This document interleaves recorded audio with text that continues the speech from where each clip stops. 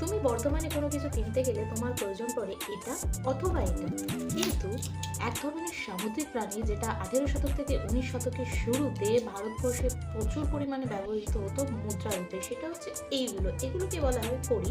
এটা এক ধরনের গ্যাস্ট্রোপড প্রজাতির সামুদ্রিক প্রাণী যেটা কিনা উষ্ণ সাগরের গভীর জলে আর প্রবাল প্রাচীরের গায়ে বসবাস করে। এগুলো মূলত শৈবাল ও অ্যালগি খেয়ে বড় হয়ে থাকে। এই ধরনের মুদ্রা মূলত নানা রকমের খাজনা, রাজস্ব, ট্যাক্স আদায় থেকে শুরু করে বিভিন্ন রকমের কেনাকাটায় প্রাচীন ভারতবর্ষে ব্যবহৃত হয়ে থাকে। বর্তমানে এগুলো সেভাবে কোনো প্রচলন না থাকলেও সেই যুগে এগুলো কিন্তু যথেষ্ট মূল্যবান ছিল। এটা দিয়ে জমি কেনা হোক, রাজস্ব আদায় হোক বা কোনো কিছু কেনা বেচা, সব কিছুতেই এগুলো মূলত ব্যবহৃত হতো। তোমরা কারা কারা কড়ি দেখেছো আমাকে অবশ্যই কমেন্ট করে জানিও। আর আমার এই ভিডিওটা ভালো লাগলে অবশ্যই লাইক করো, শেয়ার করো, সাবস্ক্রাইব করো। তো চলো দেখা হচ্ছে পরের ভিডিওতে। টাটা।